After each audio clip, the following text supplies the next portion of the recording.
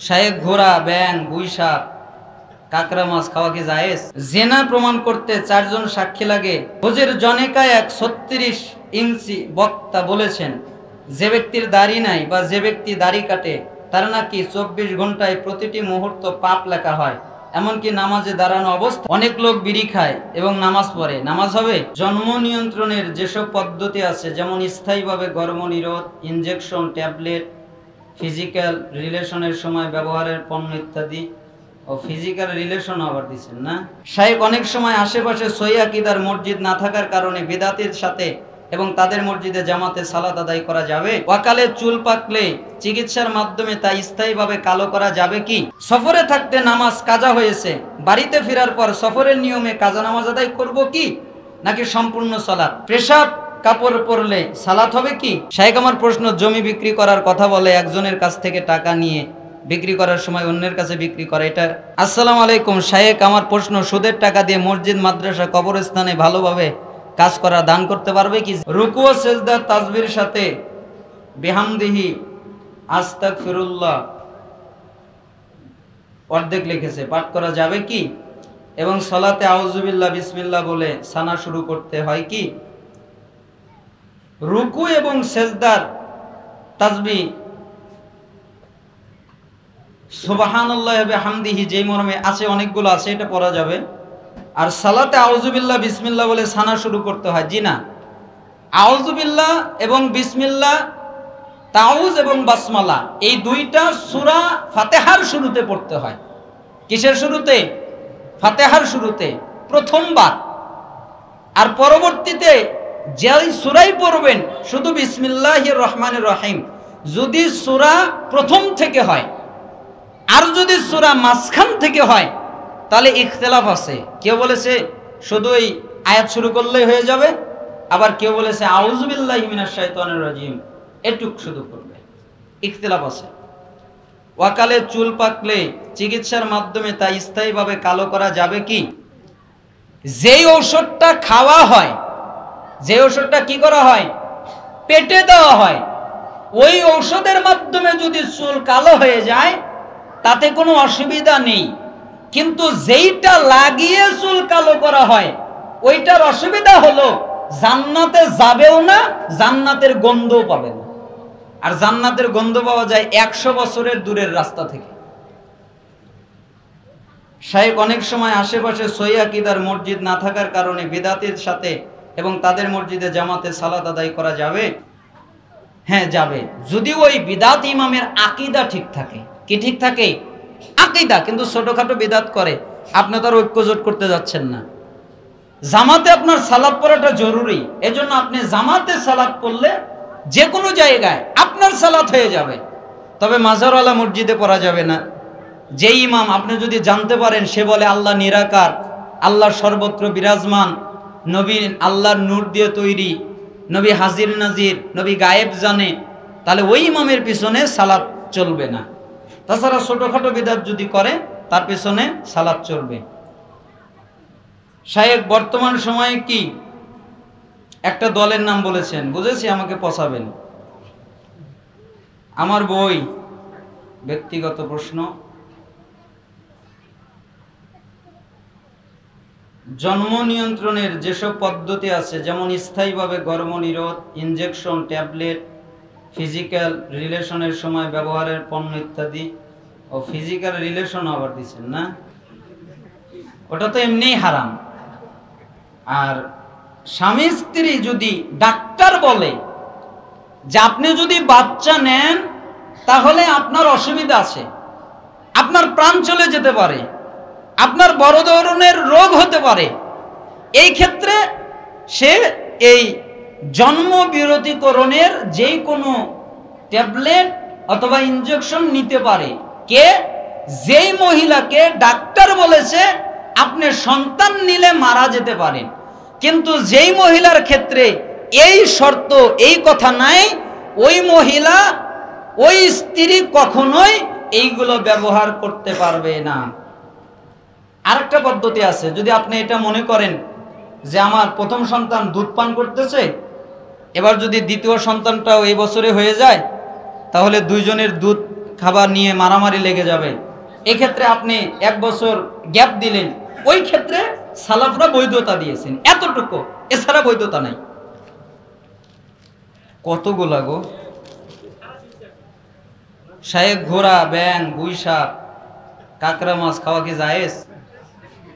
ঘোড়ার গোস্তর ক্ষেত্রে কিছু বর্ণনা এসেছে, ব্যাং খাওয়া যাবে না। গুইসাপের ক্ষেত্রেও কিছু এসেছে, বাদুরও না, কাঁকড়া খাওয়া যাবে। স্বপ্নদোষ হলে গোসল করার সময় কাপড় নিয়ে গেলে কি কাপড় নাপাক হয়? কাপড়ে যদি লেগে যায়, যে অংশে লেগে গেছে ওই অংশটা ধুয়ে দিবেন, তাহলেই কাপড় পবিত্র। আর এখন তো পানি খুব ভালোই পাওয়া যায়, পুরোটাই ধুয়ে দিলেন, সমস্যা কি? জেনা প্রমাণ করতে 4 জন সাক্ষী লাগে,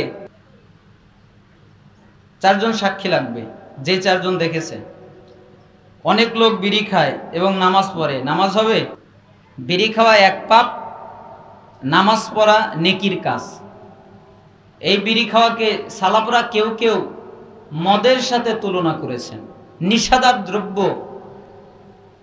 যদি সালাফরা 2টা মত দিয়েছেন, কেউ বলেছেন বিড়ি সিগারেট গুল মদের মতোই, যেই বস্তু বেশি গেলে বিবেকের ক্ষতি হয়, রাসূল সাল্লাল্লাহু আলাইহি ওয়াসাল্লাম বলেছেন তার অল্পটা হারাম। তাহলে বিড়ি সিগারেট জর্দা এগুলো যদি বেশি খায় বিবেকের ক্ষতি হয় না? কয় যে আমি তো বেশি খাই, আমার তো ক্ষতি হয় না। তা আমি তো বলি 1 প্লেট তো ভাত খাইতে, তোমাকে 1 প্লেট ওই জর্দা দেই, খাও। 1 গ্লাস বিড়ির মশলাগুলো বের করে গুলিয়ে দিয়ে, তারপরে জর্দা গুলিয়ে দিয়ে 1 গ্লাস দেই, দেখি বিবেক ঠিক থাকে কিনা। যদি ঠিক থাকে সমস্যা নাই, আর যদি অঠিক হয়ে যায় তাহলে বোঝা যাবে। আর আরেক শ্রেণীর আলেম বলছেন যে বিড়ি যেহেতু ডাইরেক্ট মদ নয়, এটা শাখা প্রশাখা, এই জন্য এটা হারাম হবে, কাবেরা গুনাহ হবে, কিন্তু তার সালাদটা হয়ে যাবে। আল্লাহু আলাম, এ ব্যাপারে আল্লাহ ভালো জানে। আসসালামু আলাইকুম শায়েখ, আমার প্রশ্ন, সুদের টাকা দিয়ে মসজিদ, মাদ্রাসা, কবরস্থানে ভালোভাবে কাজ করা দান করতে পারবে কি? জি না, সুদের টাকা দান করতে পারবে না। এবার আপনি যদি প্রশ্ন করেন আপনাকেও তো দেই, তা আমাকে সুদ দেন না কি দেন ওইটা তো আমি জানি না, কিন্তু আপনি জানা অবস্থায়, আমি যদি জানি যে এই টাকাটা সুদের, তাহলে আমি নিতে পারবো না। কিন্তু আমি যদি না জানি, আমার জানা নাই এটা সুদের না কিসের, তাহলে আমি নিতে পারবো। আবু জাহেলের থিওরি দেখেন, আবু জাহেল সমস্ত মক্কাবাসীদের ডাকলেন, এরপরে বললেন, এই তোমরা দেখো না? কি দেখবো? এই যে আমাদের সামনে আল্লাহর ঘর ভেঙে যাচ্ছে, আর তোমরা তাকিয়ে তাকিয়ে দেখবে, এটা হতে পারে? কই না, তা তো হতে পারে না। তাহলে তোমরা তোমাদের অর্থ আমার কাছে জমা দাও, আমি আল্লাহর ঘর নির্মাণ করি, তবে শর্ত হারাম টাকা দিবা না, হারাম সুদ ঘুষ এই টাকা দিবা না, হালাল টাকা দিবা। এই জন্য হালাল টাকা অল্প হয়ে গেল, তাই কাবাঘর পরিপূর্ণ নির্মাণ করতে পারলো না, ওই হাতেমটা বাদ পড়ে গেল। এটা আবু জাহেলের হাত থেকে বাদ পড়ে গেছে, কথাটা বুঝতে পেরেছেন? কারণ হালাল টাকা পরিপূর্ণ ছিল না। তা আবু জাহেল নেয় নাই, আপনি নেন, এবার আপনার চরিত্র, আমি কি করব?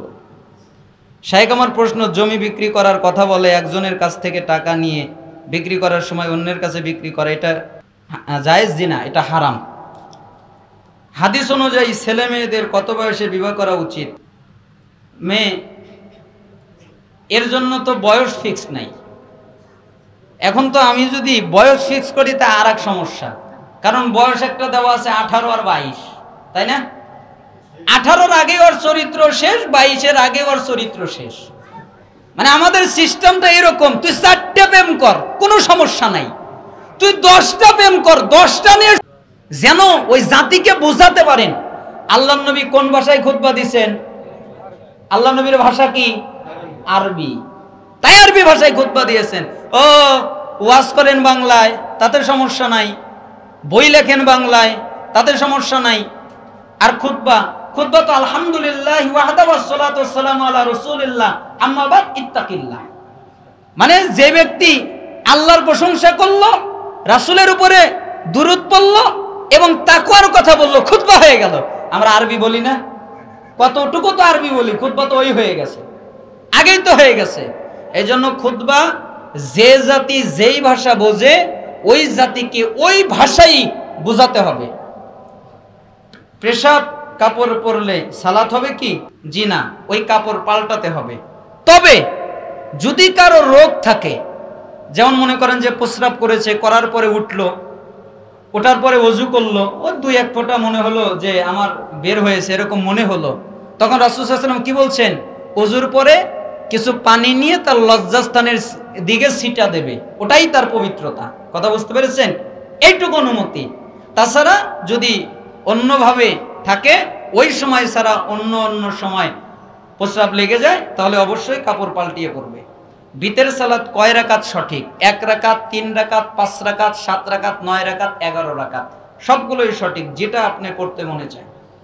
হুজুর জনেকা 36 ইঞ্চি বক্তা বলেছেন, যে ব্যক্তির দাড়ি নাই বা যে ব্যক্তি দাড়ি কাটে তার নাকি 24 ঘন্টায় প্রতিটি মুহূর্ত পাপ লেখা হয়, এমনকি নামাজে দাঁড়ানো অবস্থায়ও নাকি তার আমল নামায় গুনাহ লেখা হয়। যেটা, এটা মিথ্যা কথা।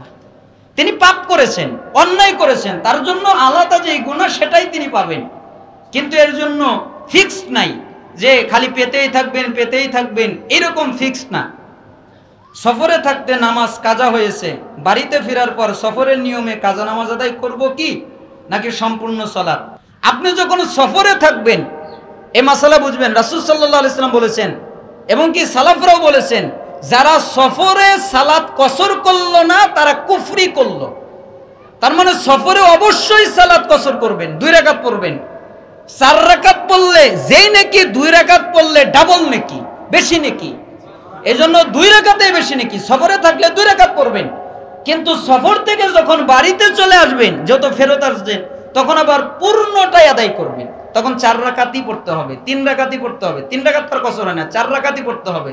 তার মানে বাড়িতে ফিরে আসলে ফুল পড়তে হবে। যতক্ষণ পর্যন্ত বাড়িতে ফেরেননি ততক্ষণ তার আগ মুহূর্ত পর্যন্ত পড়লে আপনি 2 রাকাত পড়তে পারবেন। আশা করি বুঝতে পেরেছেন। আমি মানুষ, ভুল ত্রুটি হতে পারে, তা শয়তানের পক্ষ থেকে, আর যা কল্যাণকর আল্লাহ তাআলার পক্ষ থেকে আমরা জি।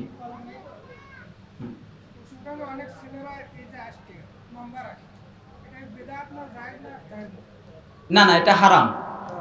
মুসলমানদের অভ্যাস, সুন্নতি অভ্যাস 10টা। তার একটা হচ্ছে নখকে কি করা? ছোট করা। লম্বা করা না, ছোট করা। কি করা? অবশ্যই 40 দিনের মধ্যে কাটতে হবে। কয় দিনের মধ্যে? এই যে মোষ, এইটা 40 দিনের মধ্যে কাটতে হবে। তারপরে এই গোফটা, তারপরে আপনার বগলের যেই পশম, তা 40 দিনের মধ্যে কাটতে হবে। নাভির নিচের যেই পশম 40 দিনের মধ্যে কাটতে হবে। এই আঙ্গুলের যেই চারাগুলো, নখ, এটা 40 দিনের মধ্যে কাটতে হবে। যদি না কাটে, কোনো কোনো বর্ণনা এবং সালাফরা বলেছেন, তাহলে তার গুনাহ হবে। এজন্য সাবধান। আল্লাহ সুবহানাহু ওয়া তাআলা এরকম বড় নখ রাখবেন না। আল্লাহ তাআলা আমাদের কবুল করুন। এই সম্মেলন, এই সুধী সমাবেশকে কবুল করুন, কবরস্থানকে কবুল করুন, এদের সাথে যারা জড়িত তাদের কবুল করুন। আপনারা যারা সহযোগিতা করবেন, আল্লাহ আপনাদেরকে কবুল করুন। সুবহানা রাব্বিকা রাব্বিল ইজ্জাতি আম্মা ইয়াসিফুন ওয়া সালামুন আলাল মুরসালিন ওয়া আলহামদুলিল্লাহি রাব্বিল আলামিন। যারা আপনারা